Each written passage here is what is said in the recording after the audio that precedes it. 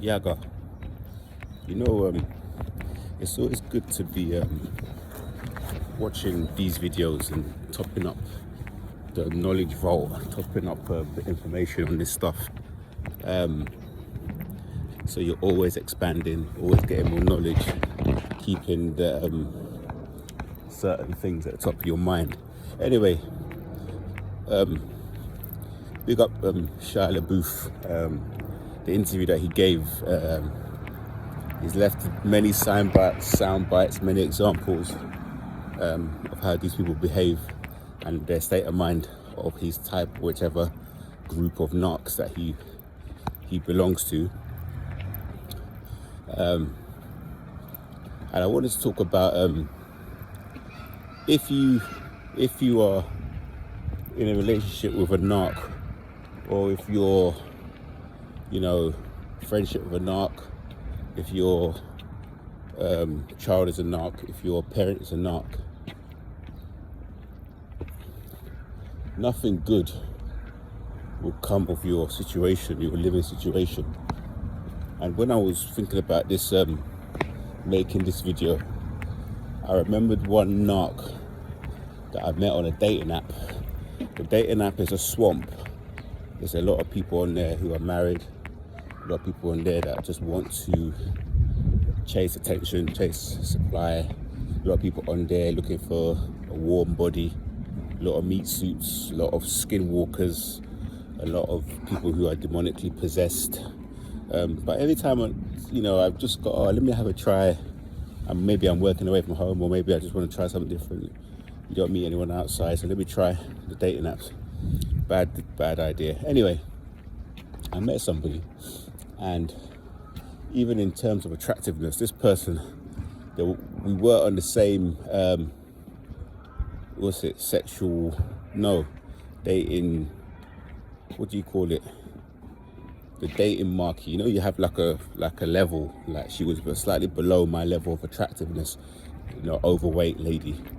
But anyway, when I was dating her, I started to spend more time doing low vibrational things. You're in your lower nature. You're sort of in this, in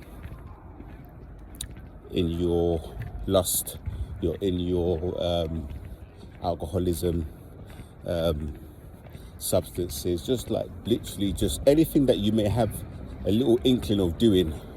It just became worse. Now, why I had to stop dating her, or I had to stop seeing her, was that I looked around, I could see my fridge was empty food-wise, my grooming went down, the clothes that I was wearing went down, my everything that basically was a metric of mine. I wasn't reading, I wasn't keeping up with my hobbies, I wasn't keeping up with my gym, I wasn't keeping up with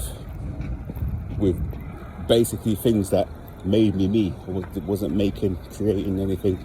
I wasn't making anything. And this is a good indicator to know whether you're dealing with a narc. There's a lot of brain fog. They go out of their way to sort of try to put you asleep for the matrix. They are doing that to put you in a state so they can siphon off your energy from you. So what's extremely funny, that as your skin becomes more dull and you get less ideas, to less vitality to want to maybe write a great novel, or write a great song, or produce a great electronic music, or maybe write some blues song that is everlasting, they somehow go up and you start going down. Like like I said, everything that you might pride yourself on will go down, and they start sort of going up. They start sort of consuming you, and they start actually becoming you. They start actually copying a lot of your traits. They start mimicking you, their masks. They start doing things that you would do. That narcopath, she told me she had to go and see somebody, her brother, abroad.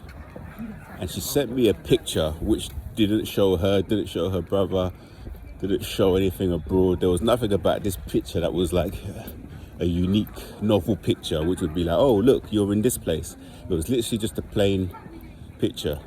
And why I'm saying that is because she was obviously getting some new supply, because they always want new supply. And these guys, when you catch them, I think there's a line of that in the Bible, but I don't know the scripture. Even if they got crumbs all over their mouth from eating the chocolate cookie from the jar, and you catch them with their hand, they'll still deny it. And when I said certain things to her, she turned around and was like, oh, it was you, it wasn't me, it was you. And I had a weak moment where I think I went out and I became, intoxicated, and I think I got in contact with her. And the next day, a family member was on my door.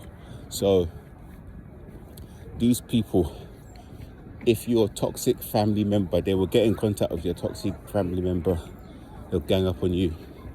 They will stalk you, spy on you. They want to keep you in your low state. They'll even deal with your landlords. They'll, put secret spyware on your computer. They'll put secret cameras in your flat. I made that mistake, left her in my flat. They'll be pushing your boundaries. If you have a favorite t-shirt you better believe that they'll be wearing it. They'll be wearing it to the shops. They'll be wearing it like it's nothing. They'll throw your stuff around while you're not in. They'll go through all your personal documents. They find out as much information on you and weaponize it against you. So the moral of the story is, don't deal with narcs. You might think it's fun for one night, and maybe it might be like a fun night, a fun time, but in the end, everything will end up dying of yours. Everything will be to ruin. And when I had honey traps back in the days, when I was in certain music scenes or certain radio stations or certain gigging groups, those particular associations, which are run by narcs, the moment I said no, or the moment I wanted to step away from them, and I didn't want them to be in control of my works, everything around me started falling down. They got someone to come into my world, to flying monkey spy on me, find out my weaknesses, use things against me, keep me distracted from my purpose. And this is what these people do. I'm not going to say his name, but there was recently one of the people that ran a big DJ producer platform. He resigned.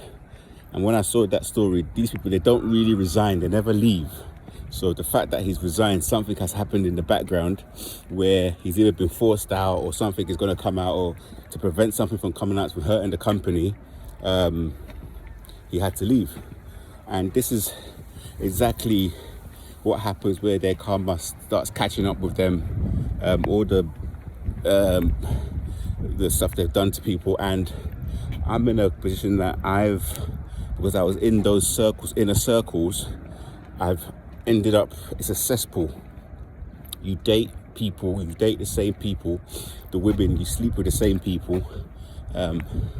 Everybody's sharing bodily fluids, everyone's mixing and getting up to no good. So you sort of hear things. So your dirty laundry would be in the streets, but you won't share any of their dirty laundry. So when the smear campaign starts coming and people start rejecting you, and people start